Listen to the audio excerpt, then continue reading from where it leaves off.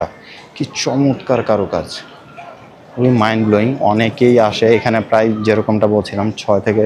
এখানে কিন্তু সাহাবা আমরা কিন্তু এখান থেকে এই কূপ থেকেই কিন্তু পানি পান করতো। আর এটা কিন্তু সম্পূর্ণ মসজিদের ভিতরে। জাস্ট আপনাদেরকে একটু দেখাই, মসজিদে কিন্তু সবাই নামাজ পড়ছে। আর দেখুন, এটা হচ্ছে আমর ইবনে আস রাদিয়াল্লাহু তাআলা। আফ্রিকা, নট অনলি মিশর বাট অলসো হোল আফ্রিকার মধ্যে কিন্তু প্রথম মসজিদ, ঠিক আছে। সো এটা কিন্তু খুবই গুরুত্ব বহন করে আফ্রিকা বা হচ্ছে মিশরের ইতিহাসে।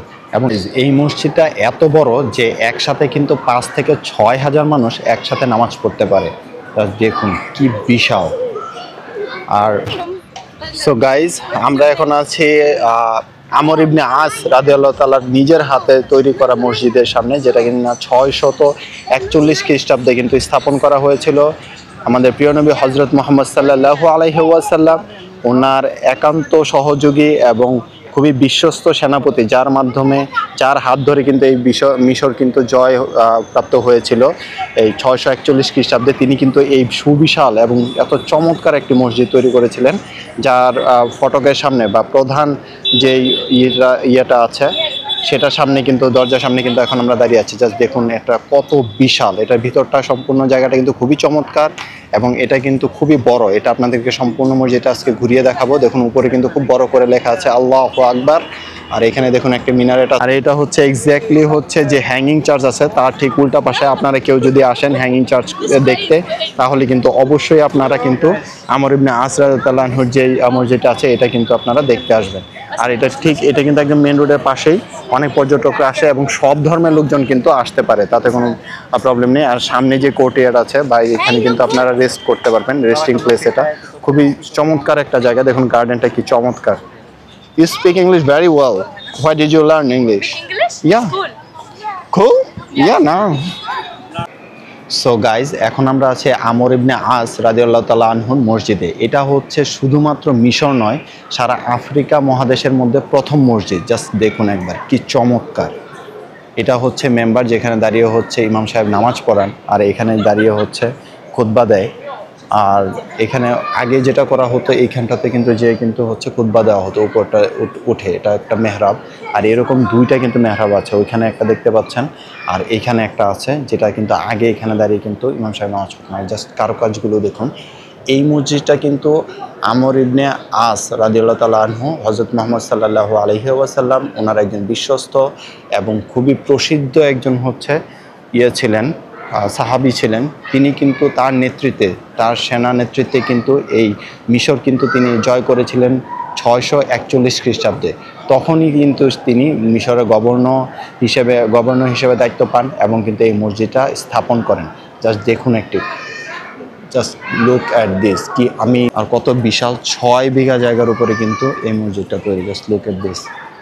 আর মহিলারা হচ্ছে ওই যেগুলো আপনারা কোনোভাবে দেখতে পারবেন না, কাঠের দিয়ে এরকম বেড়া দেওয়া আছে। আর দেখুন কত বিশাল সম্পূর্ণ মসজিদটা। আর এটা হচ্ছে সেই ওজখানা মাঝখানে, আর এটা হচ্ছে সম্পূর্ণ মসজিদটা। দেখুন কত বিশাল। আর সবচাইতে চমৎকার ব্যাপার হচ্ছে আজকে হচ্ছে জুমা। তো আজকে আমরা জুমাতে হচ্ছে জুমা নামাজটা এখানে আদায় করি, এবং জুমা নামাজের পরে কিন্তু এখানে হচ্ছে একসাথে প্রায় 3 জন মাইয়েতের কিন্তু জানাজা হয়। এত সুন্দর, এত চমৎকার একটি দৃশ্য। যদিও অ্যাট এ টাইম হৃদয় বিদারক তার আত্মীয় স্বজনের জন্য, কিন্তু কোনো রকমের আহাজারি ছাড়া এখানে কিন্তু খুব সুন্দরভাবে এটা সম্পূর্ণ হয়। গাইজ, এই মসজিদটা এত বড় যে একসাথে কিন্তু 5 থেকে 6 হাজার মানুষ একসাথে নামাজ পড়তে পারে। দেখুন কি বিশাল। আর আমর ইবনে আস রাদিয়াল্লাহু তাআলা আনহু তিনি কিন্তু এই শহরটা প্রথমে স্থাপন করেন। এটা নিয়ে খুব চমৎকার একটি স্টোরি বা গল্প আছে, যে আমর ইবনে আস যখন রাদিয়াল্লাহু তাআলা আনহু যখন এই মিশরটা জয় করেন, তখন কিন্তু তিনি এখানে হচ্ছে তাঁবু গাড়েন। আর তার তাঁবুর নাম অনুসারে এখানে কিন্তু ফুস্তাত এই শহরেরটা নাম হয়। তারপর কিন্তু ফুস্তাত শহরটার নামকরণ হওয়ার পিছনে এটা হচ্ছে সবচেয়ে ইন্টারেস্টিং ফ্যাক্ট বা হচ্ছে স্টোরি। আর তার যে তাঁবু ছিল, তার তাঁবুর উপরে কিন্তু একটি কবুতর বাসা বাঁধে, যে কারণে কিন্তু আল্লাহর আশীর্বাদ বা রহমত হিসেবে কিন্তু এই জায়গাটা থেকেই কিন্তু এই মসজিদটা তৈরি হয়, এবং এখান থেকে কিন্তু রাষ্ট্র পরিচালনা থেকে শুরু করে সব কিছু তারপরে হয়। সো দেখুন একটু এটার বিশালতা আর এটার হচ্ছে মহিমাটা কত বিশাল। প্রায় 6 থেকে 8 বিঘা জায়গার উপরে কিন্তু তৈরি। এটা কিন্তু একটা পাশ, মাত্র একটা পাশ। দেখুন আমি মাঝখানে দাঁড়িয়ে আছি, ঠিক এই পাশে দেখুন কতটুকু জায়গা। 5,000 থেকে 6,000 মানুষ ঠিক এরকম চারপাশে কিন্তু আছে। ওই পাশে দেখুন এরকম এতটুকু মানে হচ্ছে বর্গ মিটার বলতে পারেন, মানে লম্বায় যতটুকু প্রস্থ ঠিক অতটুকুই। জাস্ট উপরের ইয়েগুলো দেখুন, আগে কিন্তু জয়তুনের তেল দিয়ে কিন্তু এইখানে কিন্তু লাইট জ্বালানো হতো, কিন্তু এখন যেহেতু ইলেকট্রিসিটি চলে আসছে যে কারণে কিন্তু এখন কিন্তু আর ওই জয়তুনের তেলও পাওয়া যায় না, আর ব্যবহারও করা হয় না। এখন শুধুমাত্র হচ্ছে এখানে ইলেকট্রিক লাইট দেওয়া আছে। আর দেখুন 5,000 থেকে 6,000 মানুষ, দেখুন ইসলাম কত সুন্দর এবং সবার জন্য কিন্তু একদম উন্মুক্ত। সবাই কিন্তু খুব সুন্দর করে এখানে কিন্তু ইয়ে করছে, নামাজ আদায় করছে। এখানে ছেলে মেয়ে সবাই কিন্তু নামাজ আদায় করতে পারে এখানে খুব। আর আমর ইবনে আস রাদিয়াল্লাহু আনহু কিন্তু একদম হযরত মুহাম্মদ সাল্লাল্লাহু আলাইহি সাল্লাম ওনার কিন্তু সমবয়সী ছিলেন, কারণ ওনারও কিন্তু জন্ম হয়েছিল 570 খ্রিস্টাব্দে এবং কুরাইশ বংশে। সো এটা একটা ইন্টারেস্টিং ফ্যাক্ট। কিন্তু উনি কিন্তু ইসলাম ধর্ম গ্রহণ করেছিলেন প্রায় 1617 খ্রিস্টাব্দের দিকে, ঠিক আছে। সো এটাও একটা খুবই ইন্টারেস্টিং একটা ফ্যাক্ট।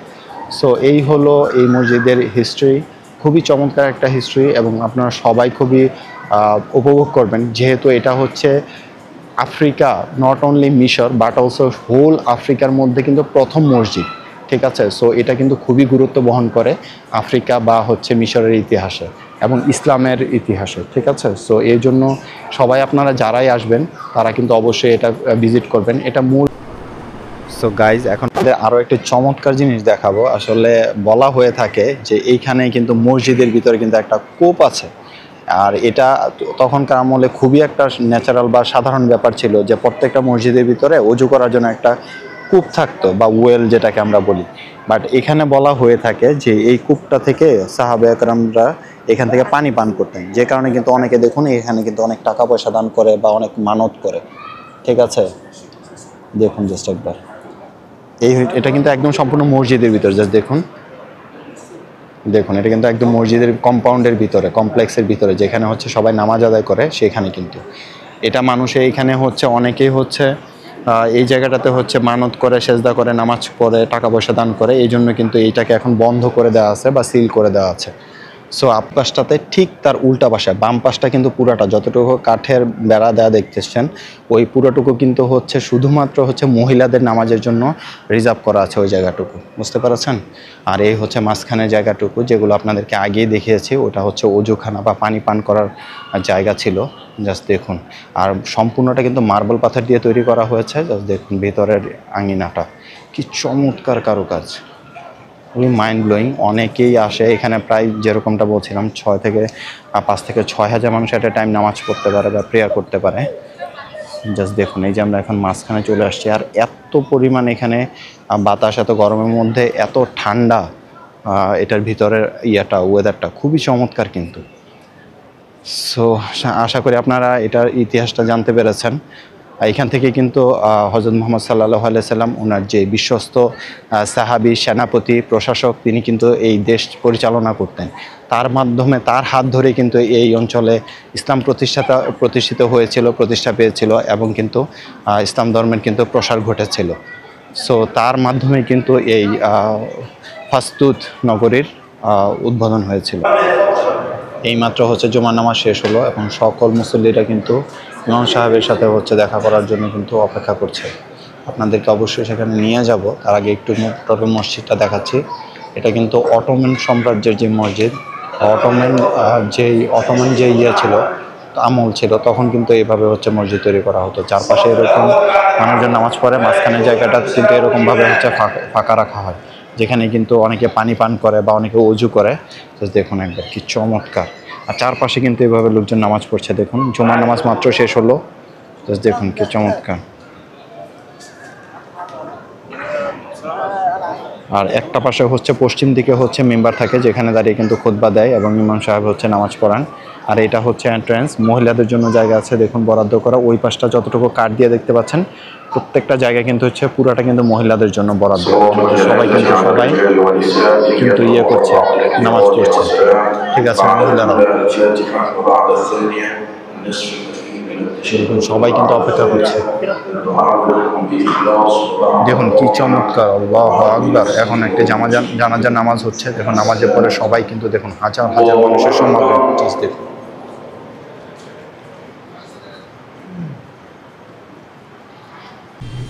সো গাইজ, এটা হচ্ছে আমর ইবনে আস রাদিয়াল্লাহু তাআলা আনহুর যে মসজিদ, সেই মসজিদে হচ্ছে পিছন দিকটা জাস্ট দেখুন, এগুলো হচ্ছে ওয়াশরুম, মানে এটা হচ্ছে ছেলেদের আর এটা হচ্ছে মানে মেয়েদের। দেখুন কতগুলো ওয়াশরুম, আর কি চমৎকার নিট অ্যান্ড ক্লিন একদম। আর দেখুন কতটা বিশাল, যেটা বলেছিলাম এটা প্রায় কিন্তু 8,000 বর্গ মিটারের মধ্যে কিন্তু অবস্থিত, যার মধ্যে হচ্ছে প্রায় 5 থেকে 6,000 মানুষ অ্যাট এ টাইম নামাজ পড়তে পারে। দেখুন কতটা বিশাল আর কতটা চমৎকার। এগুলো ইভেন বাইরেও কিন্তু মার্বেল পাথর ব্যবহার করা হয়েছে। জাস্ট দেখুন ছেলে মেয়ে সবাই কিন্তু প্রায় অর্ধেকের কাছাকাছি জায়গায় কিন্তু মেয়েদের জন্য হচ্ছে বরাদ্দ আছে এটার ভিতরে নামাজ আদায় করার জন্য, একদম হচ্ছে জামাতের সাথে একই ইমামের পিছনে দাঁড়িয়ে, আর অর্ধেক কিন্তু ছেলেদের জন্য। আর দেখুন আর্চটা দেখুন, বা যে দরজাটা আপনাদেরকে ভিতর থেকে দেখিয়েছিলাম সেটা দেখুন। আর এই হলো মহিলাদের যে ওয়াশরুম, সেটা দেখুন কি চমৎকার। আর এই পাশটাতে দেখুন কত বিশাল, খুবই চমৎকার কিন্তু।